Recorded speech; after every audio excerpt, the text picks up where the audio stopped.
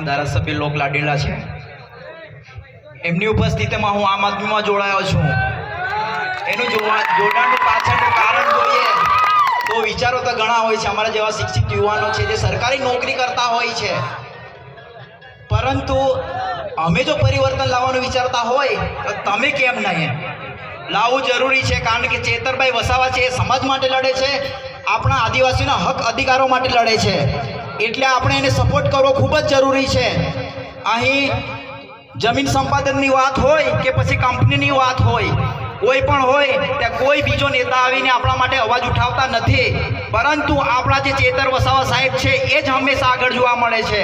કેમ બીજા ધારાસભ્ય નથી? એ પણ આદિવાસી જ છે ને. આદિવાસી હોવા છતાં પણ એ લોકો અવાજ નથી ઉપાડતા તો એ લોકોનું કામ શું કામ? એટલે હું કહું છું કે જાગો યુવાનો, ને તો આગળનું જે ફ્યુચર છે એ બહુ અંધકારમય થશે. વાત કરીએ ત્યારે આપણો જે નર્મદા ડેમ બનેલો છે એમાં આપણી જ જમીનો ગઈ છે, એમાં બીજાની જમીનો નથી ગઈ. તો એ છતાં આપણે વિસ્તારમાં કેટલી ફેસિલિટી મળે છે, કેટલી સુવિધાઓ મળે છે આપ જાણો છો ને. તો આ જ પરિસ્થિતિ અત્યારે આપણા જે અહીંયા આંબરડુંગરની અંદર પ્રોજેક્ટ આવે છે એની અંદર ઘણી બધી કાર્યવાહી થઈ ગઈ છે અને નેતાઓ આવીને કહે છે કે કશું જ થવાનું નથી. તમે EOI અને EPC બહાર પાડી દીધી છે, રિહેબિલિટેશન અને રીસેટલમેન્ટના ટેન્ડરો માટે ટેકનિકલ સર્વિસનો તમે ટેન્ડર બહાર પાડી દીધો છે અને કહો છો કે કશું જ થવાનું નથી. હા, જે 28 ગામડાઓ નહીં થશે પણ એનો ક્યારે વારો આવશે એ ખબર નથી, પણ તમે તદ્દન એવું કહો છો કે કશું જ થવાનું નથી, તો એ ગલત છે. અત્યારે નહીં ખબર પડે? તમે ઓનલાઈન વેબસાઇટ ચેક કરશો ને તો બી એમાં ઘણી બધી માહિતી આપી દીધી છે, અને મોટી જાહેર સભાઓ કરીને કહો છો કે કશું જ થવાનું નથી.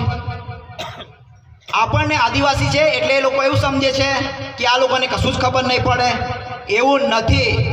અત્યારે ઘણું શિક્ષણ વધી ગયું છે. શિક્ષણ નહીં આવે એના માટે ઘણી બધી શાળાઓમાં તો આજે મકાન જ નથી.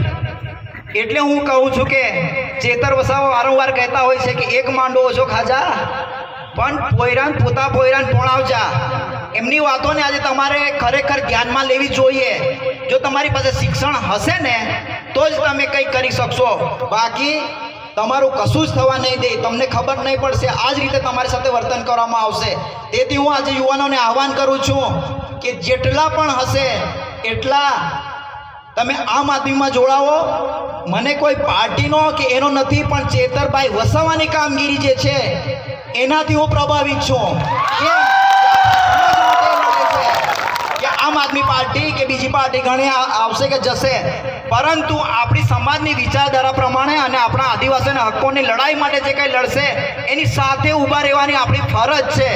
જો ચેતર વસાવા જેવા વ્યક્તિઓ વારંવાર આપણને નહીં મળે, પરિવર્તન કરવું હશે તો આપણે બધાએ જોડાવવું પડશે. કારણ કે આજે આવશે ચેતર વસાવા, જતા રહેશે, પણ આપણે જાગીએ નહીં ત્યાં સુધી કશું જ થવાનું નથી.